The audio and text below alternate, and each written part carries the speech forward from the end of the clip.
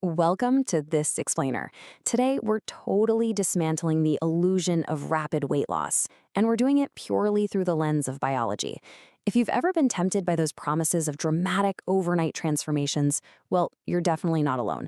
But today, we're tossing out the marketing hype and digging right into the science to see what's actually happening inside your body. We've all seen these, right? Lose 10 kilos in just 7 days. Flashy headlines, crazy before and after photos, those miracle teas promising massive drops in record time. And honestly, it sounds incredibly appealing when you just want a quick fix. But let's dive into this. Let's uncover what the scale isn't telling you. Because when a promise sounds like it's literally defying the laws of human biology, it usually is. Here's the hard truth. The scale is lying to you. It's playing a trick, completely masking a biological reality that we're about to break down.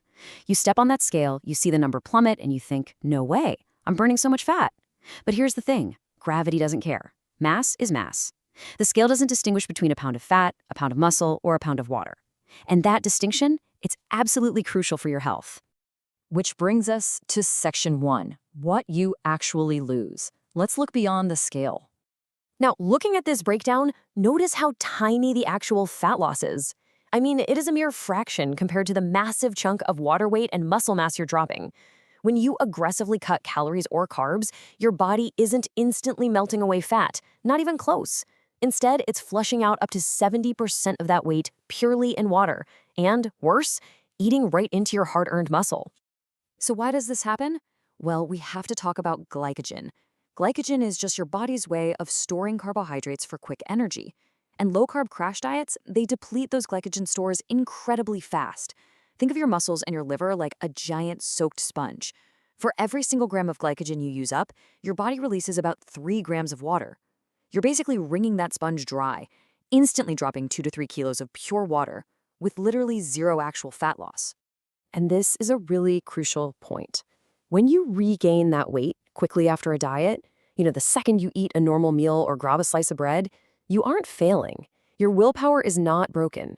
Your body is simply refilling those depleted water and glycogen stores. It's just re-soaking that dry sponge. Honestly, understanding this is so freeing because it takes the guilt completely out of the equation. But there's a darker side to this. What you're losing alongside all that water is something you really desperately want to keep, your muscle.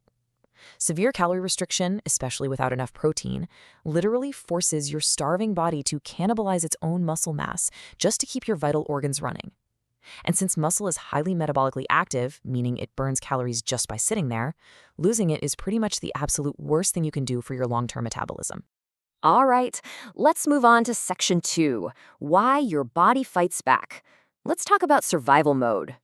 See, your body perceives extreme dieting not as some fun, aesthetic health kick, but as a literal famine. It thinks you're stranded out in the frozen tundra, starving, not just trying to fit into a swimsuit. And this triggers a really aggressive, deep-seated survival response to protect your energy reserves at absolutely all costs.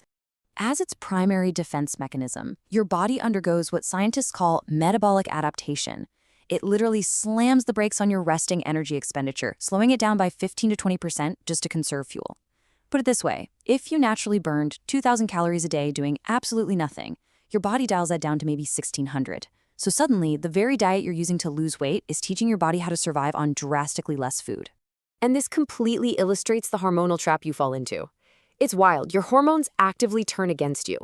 Leptin, which is the hormone that tells your brain, hey, I'm full, we can stop eating, absolutely plummets. But at the exact same time, ghrelin, the hormone that literally screams for food, spikes.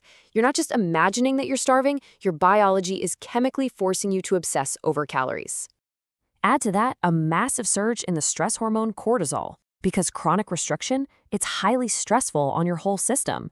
And elevated cortisol actually promotes fat storage, specifically that visceral fat around the abdomen, which, ironically, is the exact opposite of what most people are trying to achieve. Put all this together, a slowed metabolism, screaming hunger hormones, high stress, and you've got the perfect biological storm, one that almost always ends in a nasty binge-restrict cycle. This leads us directly to section 3, the hidden health risks. We need to talk about the physical toll. The reality is, these crash diets are causing hidden harm to your vital systems. When you look at these consequences, the physical toll of these miracle diets is dangerously high. Just flushing out all that water causes major electrolyte imbalances, which can literally trigger an irregular heartbeat. Rapid fat breakdown, that can cause painful gallstones. Severe nutrient deficiencies lead to hair loss, dull skin, and a completely tanked immune system. And perhaps the most insidious part is how extreme mental and physical restriction paves the way for deeply disordered eating patterns. Okay, so how do we fix this? Section 4, what actually works for sustainable fat loss? It's time we stop fighting our biology and start cooperating with it.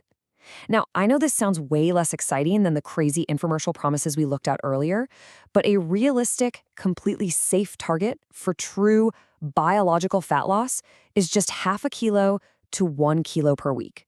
That is the maximum amount of actual fat your body can efficiently metabolize in a single week without triggering those severe starvation responses we just talked about.